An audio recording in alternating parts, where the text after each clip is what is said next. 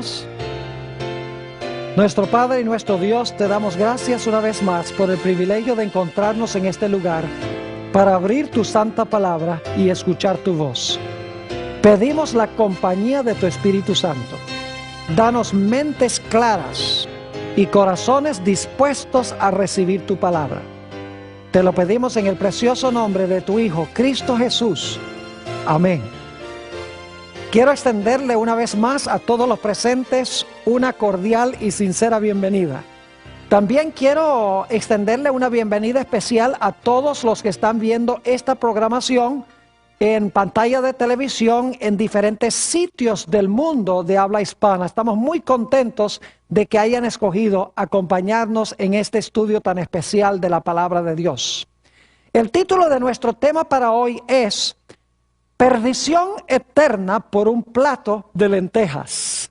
Ahora, para aquellos que están versados en las Escrituras, saben que vamos a hablar de la experiencia de Jacob y Esaú. Y para comenzar nuestro estudio de hoy, quiero decirles desde el mismo principio que Jacob y Esaú representan dos clases de personas que va a haber en el mundo, especialmente en el tiempo del fin. En realidad, Jacob y Esaú representan a los justos y a los impíos. Sus caracteres indican la clase de carácter que tendrán aquellos que vivirán en este mundo al final de la historia y también a través de toda la historia.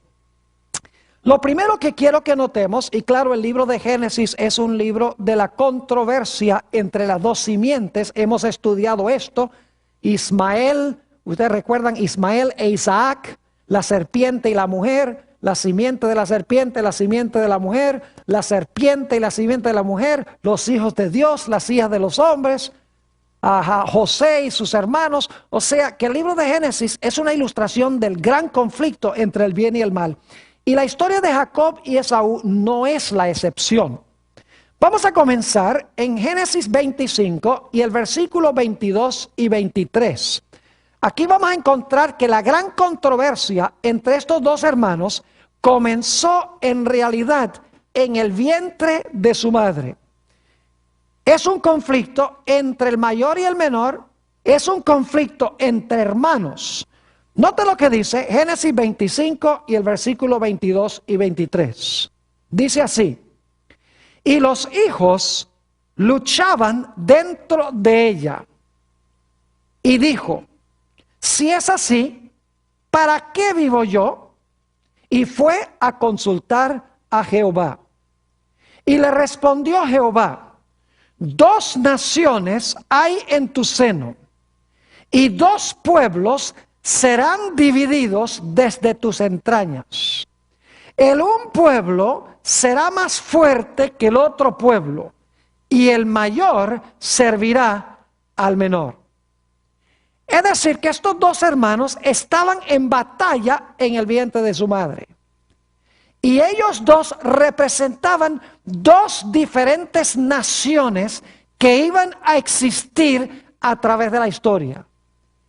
Y la ironía es que según el relato, el mayor iba a servir al menor, que es diferente que lo que generalmente uno esperaría. Ahora, notamos el carácter de estos dos muchachos, el contraste que hay en Génesis el capítulo 25 y el versículo 27. Génesis 25, 27 nos da el contraste entre estos dos muchachos cuando estaban creciendo como jóvenes. Dice allí: y crecieron los niños, y Esaú fue diestro en la caza, hombre del campo, pero Jacob era varón quieto que habitaba en tiendas. Es decir, uno era fiero, era cazador, mientras que el otro era quieto y más bien casero. Uno se parecía más a su padre, mientras que el otro, Jacob, se parecía más a su madre. Es interesante notar que en un libro que se llama Historia de la Redención, una autora ha dicho estas palabras en cuanto a Jacob y Esaú. Dice así, y es una cita corta: Jacob y Esaú representan dos clases de personas. Jacob a los justos y Esaú a los impíos. Es decir, el carácter de estos dos individuos representa dos diferentes grupos que existen en el mundo: los justos y los impíos. Ahora es interesante notar que Esaú era un hombre mundano que despreciaba en gran medida las cosas de Dios por los placeres presentes. Quiero hablar un poco sobre la primogenitura, que era muy importante en los tiempos bíblicos. Leamos Génesis, el capítulo 25 y el versículo 29 al 34. Génesis 25, 29 al 34. Notamos aquí que un día Esaú regresa del campo y está muerto de hambre. Claro, esa es una expresión que usamos en español. Él por lo menos creía que se estaba muriendo de hambre. Y fíjense cómo se desarrolla esta historia. Dice allí: y guisó Jacob un potaje, y volviendo Esaú del campo, cansado, dijo a Jacob: te ruego que me des a comer de ese guiso rojo. En realidad eran lentejas, pues estoy muy cansado. Por tanto fue llamado su nombre Edom.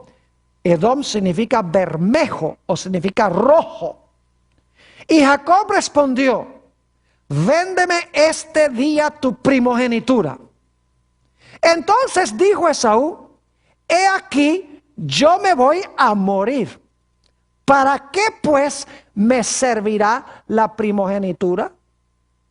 ¿Ustedes creen que en realidad Esaú se estaba muriendo de hambre? ¿Que no hubiera podido durar un poco de tiempo hasta que su madre le hiciera algo de comer?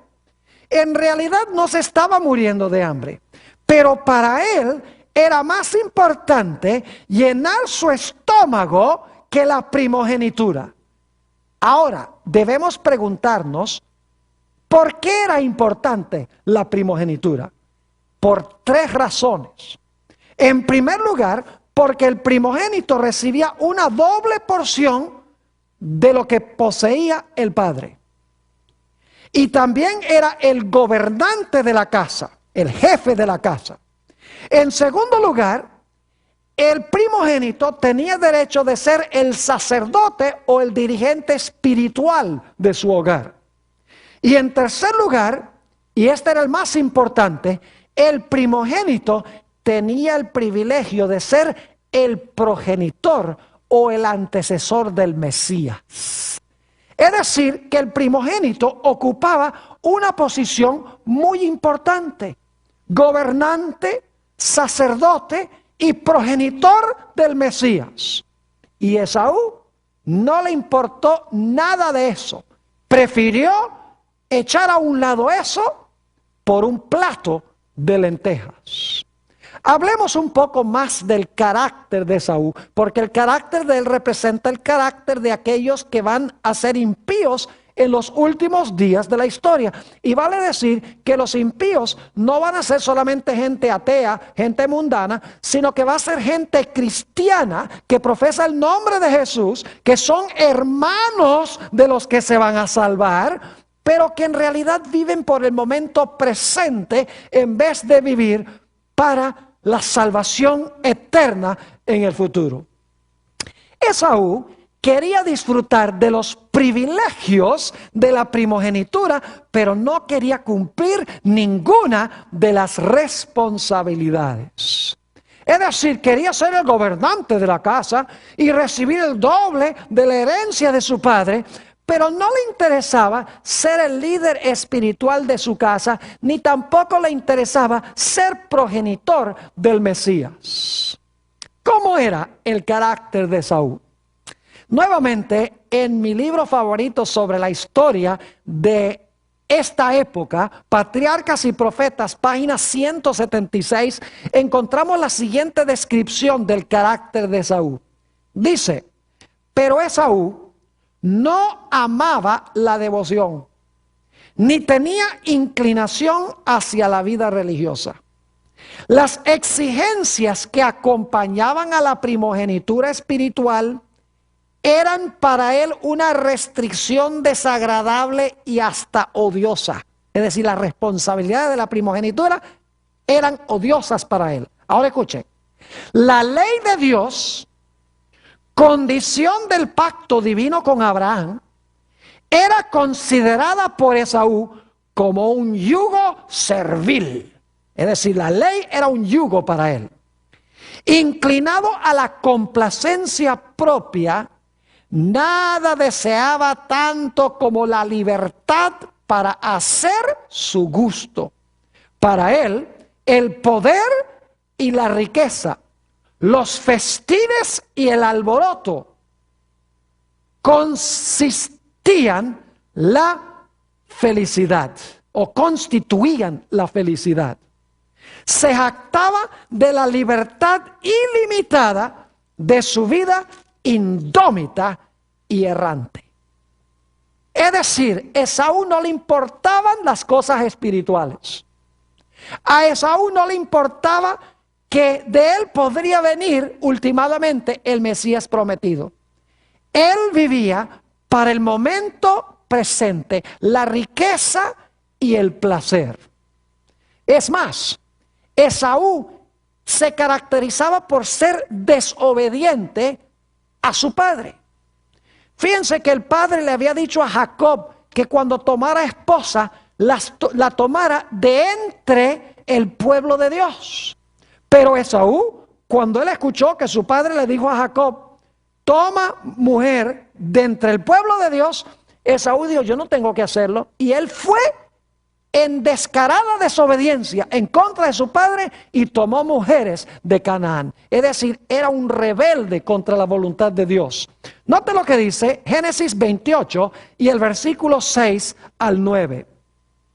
Dice allí, en Génesis, el capítulo 28, 6 al 9, y vio Esaú cómo Isaac había bendecido a Jacob y le había enviado a Padán Aram para tomar para sí mujer de allí. Y que cuando le bendijo le había mandado diciendo, no tomarás mujer de las hijas de Canaán. Y que Jacob había obedecido a su padre y a su madre. Y se había ido a Padán Aram. Vio asimismo Esaú que las hijas de Canaán parecían mal a Isaac su padre.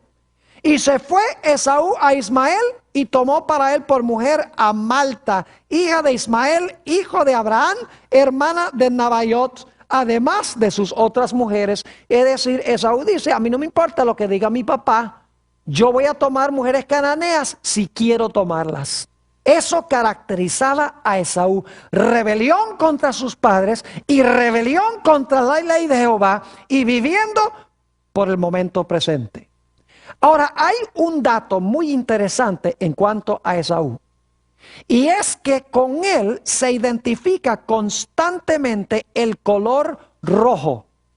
No voy a leer los versículos, pero los voy a mencionar, a donde constantemente el color rojo se relaciona con Esaú. En primer lugar, en Génesis 25, dice que Esaú nació rojo, porque era velludo, es decir, tenía pelo rojo en todo su cuerpo.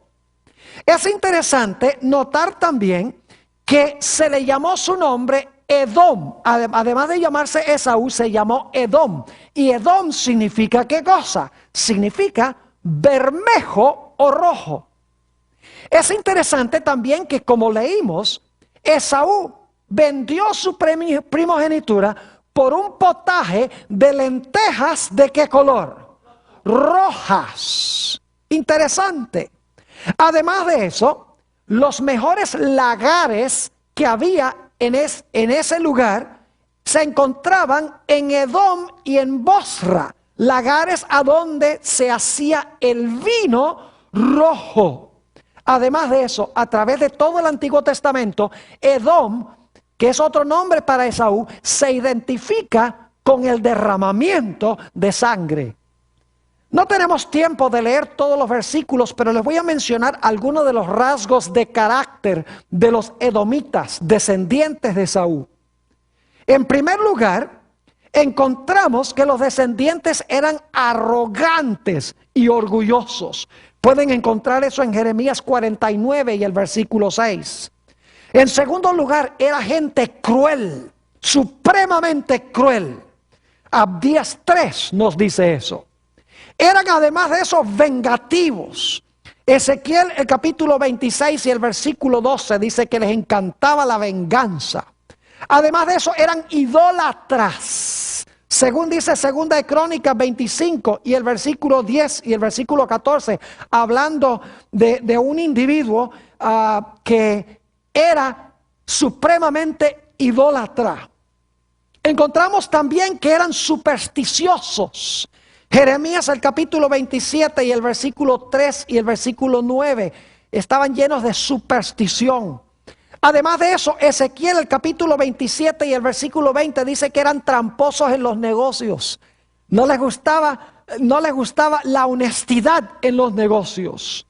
Además de eso, dice en 1 Samuel 22, 18 que eran traidores de sus hermanos, es decir, entregaban libremente a sus hermanos a sus enemigos. Así era el carácter de Esaú y de los idumeos. Ahora es interesante notar cómo se desarrolla esta trama. Nos dice que llegó el momento en que Isaac iba a bendecir a Esaú para darle la primogenitura, aunque Esaú legítimamente la había vendido, pero parece que eso no se podía hacer ante la vista de Dios. No era legal el negocio que habían hecho. Entonces Isaac le dijo a Esaú: ve y mata el animal y tráeme la comida para que yo te pueda bendecir. Y Jacob y la mamá están escuchando. Y la mamá dice, Raquel dice: mira, se está poniendo muy cerca esta cosa, aunque Dios dijo que el mayor iba a servir al menor. Llegó el momento, tenemos que hacer algo. Y por lo tanto ustedes conocen la historia. Jacob y su madre tramaron un engaño para Isaac, haciendo que Jacob pareciera que fuera Esaú, para entonces quitarle la bendición a su hermano. Isaac bendijo a Jacob. Y poco después llega Esaú y le dice a su padre: Padre, he traído la comida para que pronuncies sobre mí tu bendición. Y le dice Isaac: siento mucho, hijo, pero ya bendije a Jacob.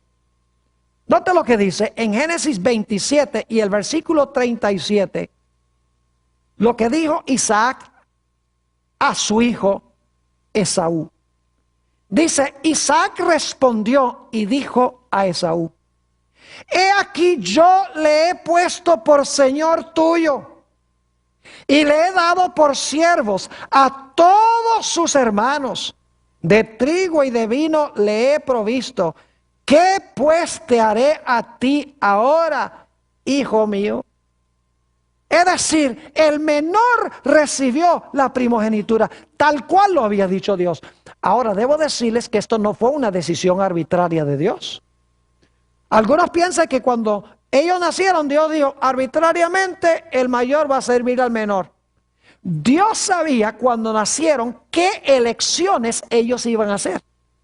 No es que Dios está determinando lo que está pasando, sino que Dios sabe las decisiones que ellos van a tomar, que va a determinar lo que va a suceder. Ahora es interesante notar la reacción de Esaú cuando se dio cuenta que su padre le había dado la bendición a su hermano Jacob. Génesis 27 y el versículo 34. Fíjense que se arrepintió Esaú. Dice allí: cuando Esaú oyó las palabras de su padre, clamó con una muy grande y muy amarga exclamación y le dijo: bendíceme también a mí, Padre mío. Y en Génesis 27 y el versículo 38 encontramos las lágrimas amargas de Esaú. Dice allí en el capítulo 27, 38, y Esaú respondió a su padre: ¿no tienes más que una sola bendición, Padre mío? Bendíceme también a mí, Padre mío. Y alzó Esaú su voz y lloró. Estaba triste Esaú de que no había recibido la bendición. Yo pregunto, ¿creen ustedes que el arrepentimiento de Esaú fue genuino? Claro que no. Era lo que nosotros llamamos lágrimas de cocodrilo. Él quería la bendición de la primogenitura sin las responsabilidades que iban conectadas con la primogenitura. Su arrepentimiento y su tristeza no fue por su pecado de vender la primogenitura, sino fue porque no había podido recibir la soberanía y las bendiciones y las ventajas que venían con la primogenitura. Es decir, él quería la primogenitura y quería al mismo tiempo vivir para el momento presente como un mundano. Y dicho sea de paso, hay muchos cristianos en los últimos días que van a hacer así. El libro de Hebreos, el capítulo 12 y el versículo 14 al 17, relata esta experiencia. Y en Hebreos hace una aplicación a dos diferentes clases de personas que van a vivir en el mundo. Hebreos 12 y empezando en el versículo 14 habla del error fatal que cometió Esaú y de su falso arrepentimiento. Dice allí: mirad bien, no sea que alguno deje de alcanzar la gracia de Dios, que brotando alguna raíz de amargura os estorbe y por ella muchos sean contaminados. No sea que haya algún, ahora escuchen, algún fornicario o profano como Esaú, que por una sola comida vendió su primogenitura. Porque ya sabéis que aún después, deseando heredar la bendición, fue desechado. Y no hubo oportunidad para el arrepentimiento, aunque la procuró. ¿De qué forma? Con lágrimas. ¿Qué clase de arrepentimiento fue el de Esaú? ¿Se arrepintió de su pecado? No. Se arrepintió de las consecuencias de su pecado. Es decir, su arrepentimiento fue semejante al de Judas. Judas también, cuando se dio cuenta que Jesús había sido entregado, iba a morir en la cruz, llevó el dinero y con lágrimas tiró el dinero y dice: he entregado sangre inocente. No estaba triste de haber entregado a Jesús. No estaba triste porque había pecado, sino que estaba triste de que el plan no le había salido como él pensaba que el plan debía salir. En el libro Patriarcas y Profetas, la página 180, encontramos esta declaración muy significativa sobre el arrepentimiento, entre comillas, de Esaú. Dice: su dolor no provenía de que estuviese convencido de haber pecado. No deseaba reconciliarse con Dios. Se entristecía por los resultados de su pecado, no por el pecado mismo. Y ahora quiero que noten que como resultado de Jacob recibir la bendición y la primogenitura, porque era, a pesar de que lo hizo de una manera equivocada, vamos a encontrar que el arrepentimiento de Jacob fue un arrepentimiento genuino por el pecado que cometió y no por las consecuencias de su pecado. Encontramos que la Biblia nos dice que Esaú se llenó de odio y de ira contra su propio hermano que había recibido la bendición de Dios. Dice en Génesis 27 y el versículo 41 lo siguiente: y aborreció Esaú a Jacob por la bendición con que su padre le había bendecido.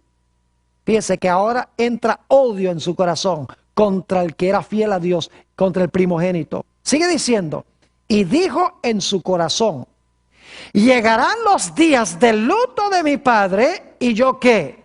Y yo mataré a mi hermano Jacob. Yo pregunto, ¿aquí hay odio entre un hermano y otro? Esta es una guerra entre hermanos que comenzó en el vientre de la madre, entre uno que era dócil y que tenía un carácter afable, un carácter puro a pesar del pecado que cometió, y el otro cuyo arrepentimiento era falso, que era mundano, que vivía por el momento presente, profano, fornicario, como dice en Hebreos el capítulo 12. Una guerra entre dos diferentes clases de personas, el mundano queriendo matar al que estaba en armonía con Dios. Como resultado de su pecado, Jacob tuvo que abandonar su hogar feliz y tuvo que irse a otra tierra. Note lo que dice en Génesis 27 y el versículo 43 sobre esto. Su madre le habla y dice lo siguiente: ahora pues, hijo mío, obedece a mi voz, levántate y huye a casa de Labán, mi hermano en Harán, y mora con él algunos días hasta que el enojo de tu hermano se mitigue. Es decir, Jacob, por causa de su pecado, tuvo que huir de su hogar feliz. Y dicho sea de paso, nunca más iba a ver su madre. Por causa de su pecado, tuvo que irse de su casa. Y luego Jacob, después de viajar por un par de días, llegó a un lugar que luego se llamó Betel. Se acostó con su cabeza sobre unas piedras. Y dice la Biblia que tuvo un sueño. Y en ese sueño vio el cielo abierto, una escalera apoyada en la tierra que alcanzaba hasta el alto cielo. Y Dios estaba arriba de la escalera. Y subiendo y bajando por la escalera había ángeles de Dios. De esta manera Dios le estaba diciendo a Jacob: Jacob, aunque tú pecaste, aunque tú hiciste mal en engañar a tu padre y robarle la primogenitura a tu hermano, quiero que sepas que hay esperanza para ti, porque tú te has arrepentido de verdad por lo que tú has hecho. Te doy la seguridad del perdón, porque te has arrepentido de verdad de tu pecado. Es decir, el abismo entre el cielo y la tierra ya no existe para ti. Hay comunión entre el cielo y la tierra. Y dicho sea de paso, esa escalera, según San Juan 1:51, representa al Señor Jesús. Dice ahí en San Juan 1 y el versículo 51 lo siguiente: Jesús hablando con Natanael, y le dijo: de cierto os digo, de aquí en adelante veréis el cielo abierto y a los ángeles de Dios que suben y descienden sobre el Hijo del Hombre.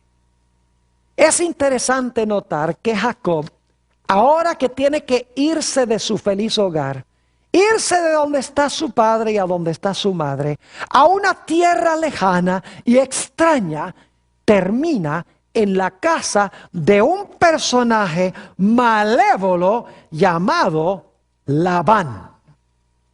Ahora es interesante estudiar el carácter de Labán. No tenemos tiempo de analizar todo el carácter de Labán, pero les voy a mencionar solamente algunos de los rasgos de él. Ustedes pueden leer la historia como se encuentra entre Génesis 28 y Génesis 34 aproximadamente. Pero si ustedes miran, el carácter de Labán es muy parecido al carácter de Satanás. Porque él es un individuo que es un engañador, es un estafador, es un ladrón. Quiere que Jacob sea su siervo para siempre. Es un mentiroso, es un acusador y es un hipócrita. Quiero que leamos de Génesis 31, 26 al 29, algunos detalles en cuanto a Labán. Esto es cuando Jacob se iba a ir de la casa de Labán y se estaba llevando a las dos hijas de Labán, con quienes se había casado. Dice, y dijo Labán a Jacob, ¿qué has hecho? Me engañaste y has traído a mis hijas como prisioneras de guerra. ¿Por qué te escondiste para huir y me engañaste? Y no me lo hiciste saber para que yo te despidiera con alegría y con cantares, con tamborín y arpa. Mentiroso. Si ustedes miran la historia van a encontrar que él no tenía ninguna intención de hacer eso. Sigue diciendo, pues ni aún me dejaste besar a mis hijos y a mis hijas. Ahora locamente has hecho. Poder hay en mi mano para hacerte mal. Es decir, tenía ganas de hacerle mal a Jacob. Dice, mas el Dios de tu padre me habló anoche diciendo, guárdate que no hables a Jacob descomedidamente.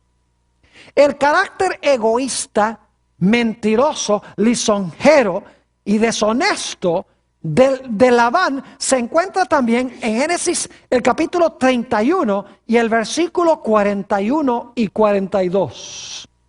Dice allí, hablando Jacob a Labán, así he estado 20 años en tu casa, 14 años te serví por tus dos hijas y 6 años por tu ganado, y has cambiado mi salario 10 veces, claro, como le convenía. Y sigue diciendo, si el Dios de mi padre, no dice el Dios de él, el de Labán, sino el Dios de mi padre, Dios de Abraham y temor de Isaac, no estuviera conmigo, de cierto me enviarías ahora con las manos vacías. Pero Dios vio mi aflicción y el trabajo de mis manos y te reprendió anoche.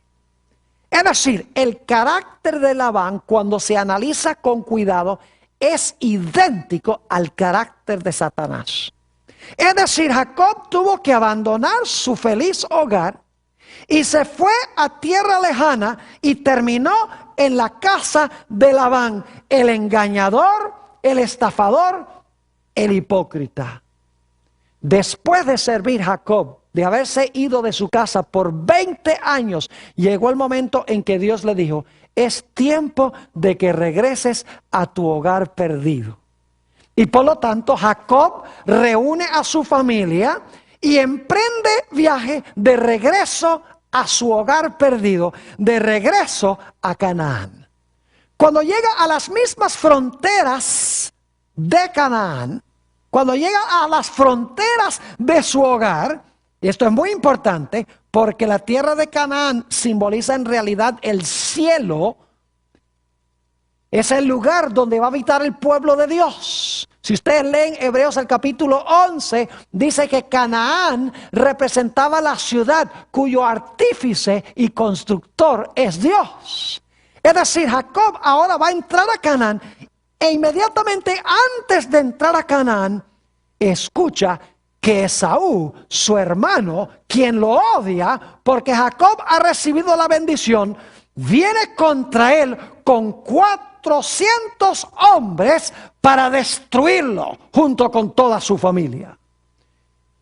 Y como resultado ahora viene lo que se conoce como el tiempo de angustia de Jacob. Escuchando que viene su hermano para destruirlo, Jacob ahora teme de que él y toda su familia van a perecer. Y por lo tanto ahora Jacob empieza a reclamar las promesas de Dios, porque Dios le había dicho allá en Betel, que significa la casa de Dios, a donde había tenido el sueño de la escalera, Dios le había dicho a Jacob, mira Jacob, yo te voy a acompañar, voy a estar contigo, tú vas a regresar a esta tierra, vas a tener una descendencia tan grande que nadie la puede contar y mi bendición va a estar contigo. Y ahora Jacob se arrodilla y empieza a recordarle a Dios las promesas que él había dado allá cuando estaba en Betel. Señor, tú prometiste que ibas a proteger mi vida. Tú prometiste de que ibas a traer la bendición. Tú prometiste que iba a tener una gran descendencia. Pero ahora Esaú viene y va a destruir a la familia. Leamos Génesis 32 y el versículo 6. Dice aquí: y los mensajeros volvieron a Jacob diciendo: vinimos a tu hermano Esaú, y él también viene a recibirte, y 400 hombres con él. Y luego en el capítulo 32, 9 al 12, encontramos la oración de Jacob. Mis hermanos y hermanas apreciados, lo que Jacob teme es que su pecado que cometió hace 20 años ha sido tan grande a la vista de Dios, de que no puede reclamar la promesa de la protección de Dios. Porque a pesar de que Dios había dicho a Jacob: yo te perdoné, le había mostrado la escalera, Jacob no había sido capaz de perdonarse él mismo. Dios lo había perdonado, pero Jacob no se sentía perdonado. En ese momento dice: ahora yo no puedo reclamar las promesas de Dios, porque mi pecado es demasiado grande. Dios va a permitir que Esaú venga y me destruya junto con mi familia. Y por lo tanto dice en Génesis 32 y el versículo 9 al 12: y dijo Jacob: Dios de mi padre Abraham y Dios de mi padre Isaac, Jehová que me dijiste: vuélvete a tu tierra y a tu parentela, y yo te haré bien. Menor soy yo que todas las misericordias y que toda la verdad que has usado para con tu siervo. Pues con mi cayado pasé este Jordán, y ahora estoy sobre 2 campamentos. Líbrame ahora de la mano de mi hermano, de la mano de Esaú, porque le temo. No venga acaso y me hiera la madre con los hijos. Y tú has dicho, fíjese que está reclamando la promesa de Dios, tú has dicho: yo te haré bien, y tu descendencia será como la arena del mar, que no se puede contar por multitud. Y mientras Jacob está derramando su corazón en oración a Dios, reclamando las promesas de Dios y sintiendo el peso de su pecado, de repente viene un personaje y se aferra a él. Y Jacob piensa que posiblemente es Esaú o es un enemigo, y empieza una lucha inmensa entre Jacob y este personaje.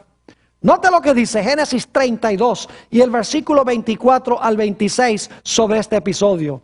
Dice: así se quedó Jacob solo, y luchó con él un varón hasta que rayaba el alba, es decir, lucharon toda la noche. Y cuando el varón vio que no podía con él, tocó en el sitio del encaje de su muslo, y se descoyuntó el muslo de Jacob mientras con él luchaba. Y dijo: ahora tiene que haber tenido un dolor increíble Jacob, porque se había descoyuntado su muslo. Los que han tenido una experiencia como esta saben que es un dolor intenso. Y sin embargo, este personaje en el versículo dice: y dijo: déjame, porque raya el alba. Y Jacob le respondió: no te dejaré, sino me bendices. Ya Jacob sabía que no estaba luchando con un enemigo común y corriente. Estaba luchando en oración y estaba luchando en su vida con Dios mismo, con el personaje que se conoce como el ángel del pacto o el ángel de Jehová. Lo interesante es que ahora el que está luchando con Jacob le va a cambiar su nombre. Saben que en la Biblia el nombre representa el carácter. No se da un nombre solamente para distinguir a una persona de otra, sino que se ponía un nombre porque los padres querían que esa persona tuviera ese carácter, o porque Dios les reveló cómo iba a ser el carácter de esa persona. Así que un cambio de nombre sería un cambio de carácter. El nombre Jacob significa suplantador, alguien que suplanta a otro por el engaño. Pero él había vencido eso. Él se había arrepentido sincera y genuinamente, no como Esaú, la consecuencia por el pecado, sino que se había arrepentido del pecado y Dios le había perdonado y había vencido en 20 años en la casa de Labán.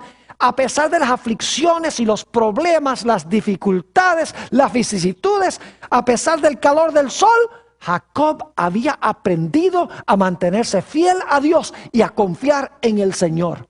Y ahora su carácter había cambiado, se había fortalecido y reflejaba el carácter de Dios.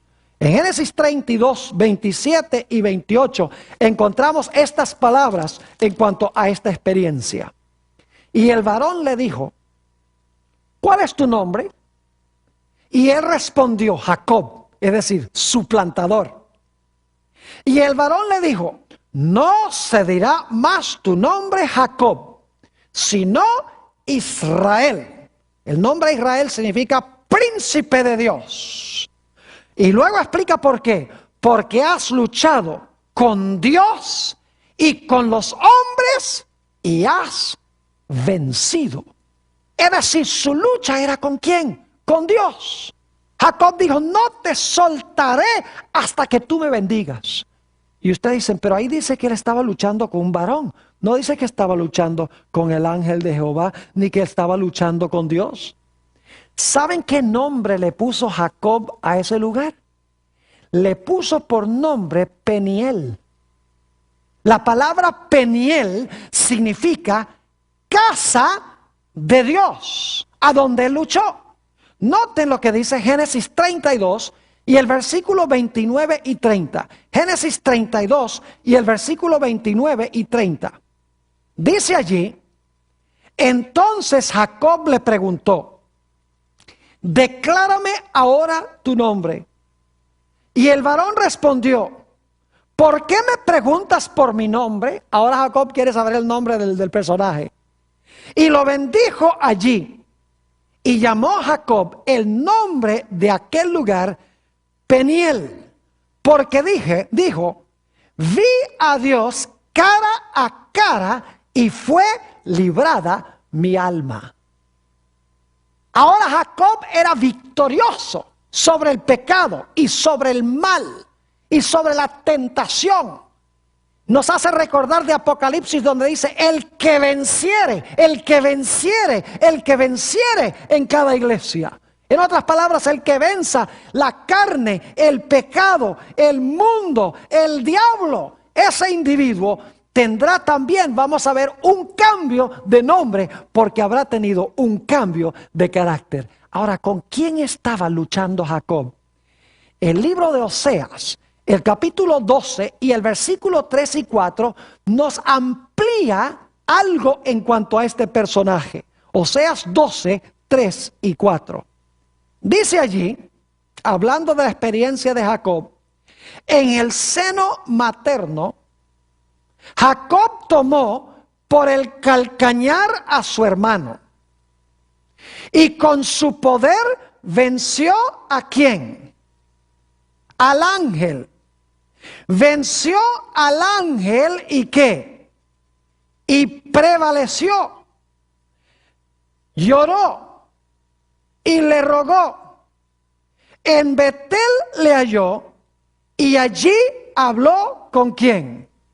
Con nosotros. ¿Saben con quién estaba luchando Jacob? Con el ángel de Jehová, que en el Antiguo Testamento se identifica con Cristo, se identifica con Jehová, con Dios mismo. Es decir, Jacob había estado luchando con el Señor Jesucristo y su alma fue librada. Y lo interesante es que ustedes continúan leyendo esta historia y van a descubrir que ya Esaú, cuando llegó a donde estaba Jacob, llegó en paz y no lo destruyó. Dios volcó las tablas y en vez de Esaú destruir a Jacob, Dios cumplió sus promesas con Jacob. Y la vida de Jacob y de toda su familia fue librada. Ahora, ¿por qué nos ha dado Dios esta historia? Porque esta historia es una ilustración de la historia del pueblo de Dios, especialmente en los últimos días. Permítame hacer el paralelo. Al final de la historia va a haber solamente dos grupos en este mundo. Y estos dos grupos van a tener los mismos caracteres que Jacob y Esaú. Ahora ustedes notan que tanto Jacob como Esaú eran pecadores. Pero Jacob era un pecador arrepentido, mientras que Esaú era un pecador empedernido. Es decir, al final de la historia va a haber dos diferentes clases de personas, dos diferentes clases de arrepentimiento. Y como había guerra entre Jacob y Esaú, va a haber guerra entre hermano y hermano también en los últimos días. Pero Dios ha hecho promesas a su pueblo. Dios ha prometido a su pueblo que si son fieles, si se arrepienten de verdad del pecado, Dios los va a poner como reyes y sacerdotes. Esos eran los dos derechos que tenían los primogénitos en Israel. Y no solo eso, sino que tendrán el privilegio de habitar en la presencia del Mesías. Otro gran privilegio que tenía el primogénito.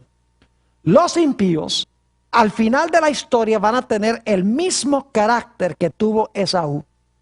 Van a profesar religión, van a querer los beneficios de la primogenitura celestial, pero van a ser mundanos en su conducta y en su vida. Van a vivir para el momento presente. Van a considerar que la ley de Dios nos quita la libertad, que es un yugo de servidumbre. Van a querer reclamar las promesas de bendición de Dios sin cumplir las condiciones para poder reclamar esas promesas. Dos diferentes clases de cristianos al final de la historia. Al igual que con Jacob, por causa de nuestro pecado, hemos tenido que abandonar nuestro hogar. El hogar inicial que tenía el hombre, el huerto del Edén. Y tuvimos que ir a una tierra lejana, una tierra donde impera el pecado y a donde gobierna el Labán espiritual, que ya no es Labán en persona, sino es ¿quién? Es Satanás, un engañador, un individuo que quiere conservarnos como siervos para siempre. Un individuo hipócrita, un individuo lisonjero y mentiroso que hace nuestra vida tanto más difícil. Pero en la casa de Labán aprendemos grandes lecciones. Aprendemos a ser persistentes, aprendemos a ser fieles a Dios, aprendemos a servir a Dios de una forma sabia y consistente. ¿Saben ustedes que muy cerca del final de la historia, Dios nos va a llamar a regresar otra vez a nuestro hogar perdido?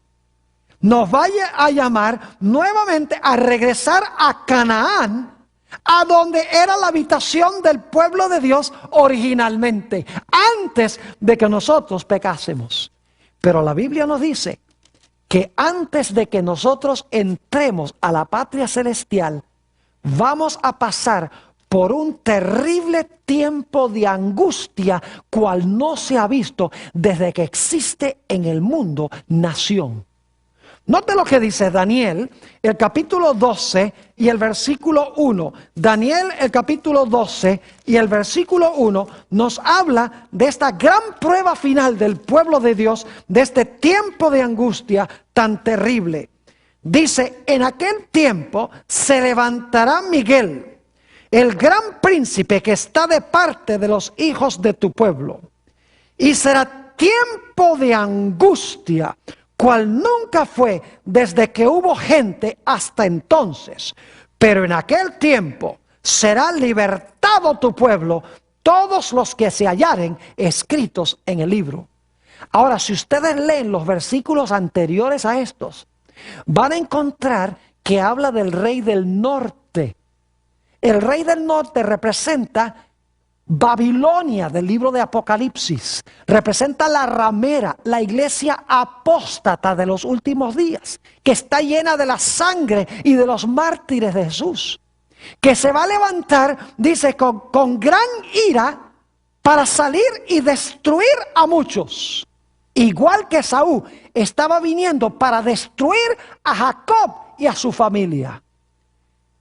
Y luego dice, en Daniel el capítulo 12 y el versículo 1, que cuando venga este tiempo de angustia, el pueblo de Dios va a ser libertado, como Jacob fue libertado de la ira de su hermano. ¿Saben ustedes que la mayoría de los cristianos ni siquiera creen que van a pasar por el tiempo de angustia? Creen que Dios se los va a llevar al cielo en lo que llaman el rapto.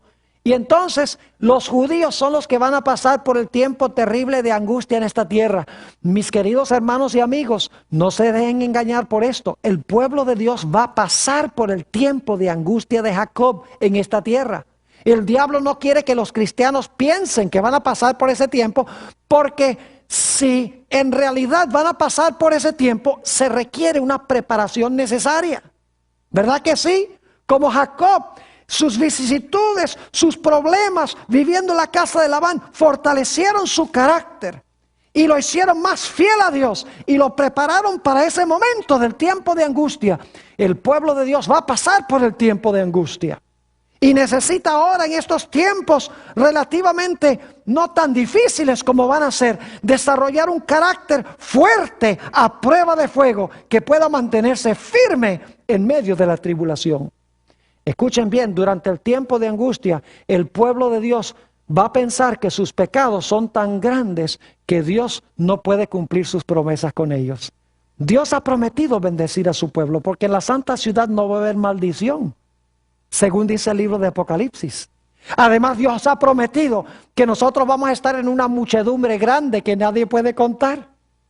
Dios ha prometido que no va a permitir que su pueblo sea destruido. Pero cuando su pueblo pase por esta experiencia tan agonizante en los últimos días, van a tener que descansar en la gracia de Dios y el poder de Dios. Van a tener que luchar con Dios en oración, como la viuda de San Lucas, el capítulo 18, a donde dice que venía y venía y venía al juez para que el juez le hiciera justicia.